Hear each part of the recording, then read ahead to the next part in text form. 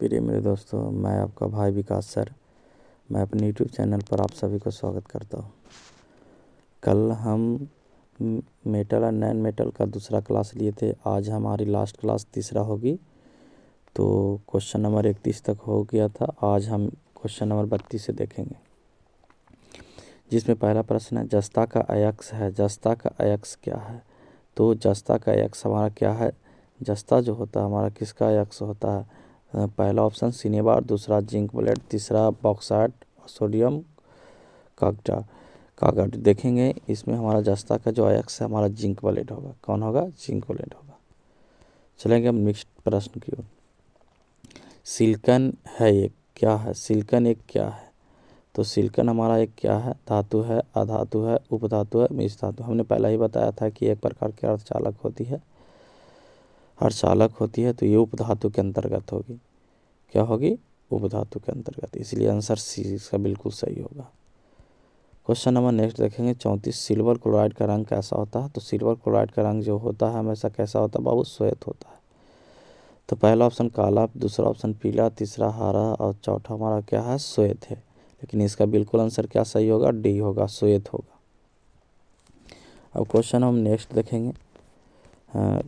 Question number हमारा 35 जो है बहुत विविया है, ये ध्यान में रखेंगे। गंधक की परमाणु संख्या कितना होता है? पहला ऑप्शन 14, फिर बी हमारा 15 है, सी हमारा 16 है, डी हमारा 17 है। तो गंधक की परमाणु संख्या हमेशा 16 होता है। ऑप्शन आपका सी सही है, बिल्कुल राइट है। क्वेश्चन नंबर आगे नेक्स्ट देखेंगे 36 नंबर। अधातु का ऑक्साइड होते देखेंगे वो धातु का पूछे तो क्षारीय होता है और अधातु का पूछे तो अम्लीय होता है। धातु का पूछे तो क्षारीय, अधातु का पूछे तो अम्लीय। तो अधातु का ऑक्साइड होते हैं क्या? पहला उदासीन, दूसरा अम्लीय, तीसरा क्षारीय और चौथा इनमें से कोई नहीं। इसका बिल्कुल सही आंसर होगा अम्लीय। क्या होगा बाबू? अम्लीय। क्वेश्चन नंबर नेक्स्ट 37 का रहा है ऐसे तत्व जो इलेक्ट्रॉन को त्याग कर धनात्मक आयन बना सकते हैं वो क्या कहलाता है? उपधातु धातु कहलाता है, अधातु कहलाता है, बताएंगे मिश्र धातु कहलाता है। तो इसका बिल्कुल सही आंसर होगा कि धातु बनेगा। क्या होगा बाबू? धातु होगा। क्वेश्चन नेक्स्ट देखेंगे थोड़ा सा। क्वेश्चन हमारा नेक्स्ट बहुत भी आया है, इसको आप लोग हर हमेशा याद रखेंगे। स्टेनलेस स्टील में लोहा एवं कार्बन के अलावे अन्य तत्व रहते हैं जो क्या क्या रहता है? तो निकेल और कोबाल्ट रहता है। यह निकेल और क्रोमियम रहता है। तो देख लेंगे निकेल और क्रोमियम भी ऑप्शन रहेगा तो सही है। तो बिल्कुल सी आंसर हमारा क्या है? सही होगा।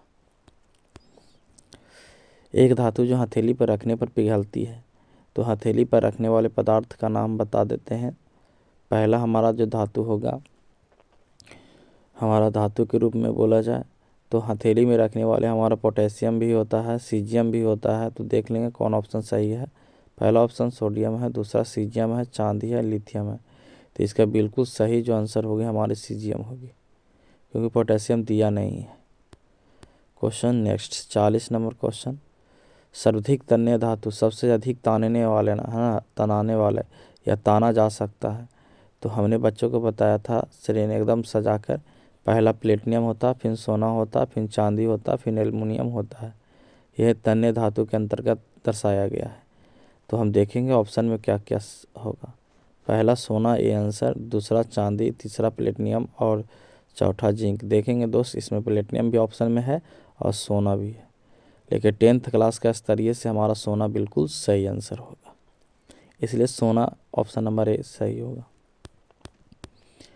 मिश्र धातु में एक धातु पारद हो तो उसे क्या कहते हैं? मिश्र धातु में यदि एक धातु पारद हो तो उसको अमलगम कहते हैं। बिल्कुल सही आंसर ये होगा। तो आज की सेशन इतना ही तक, और आप लोग मेरे चैनल पर बने रहें। आपको प्रतिदिन न्यू क्वेश्चन आते रहेगा। अब धातु अधातु हमारी चैप्टर ख़त्म हुई, तो अपना कमेंट में ज़रूर लिखें कौन सी चैप्टर को ऑब्जेक्टिव करवाया जाए। थैंक यू मेरे दोस्त। आज की क्लास इतना ही तक।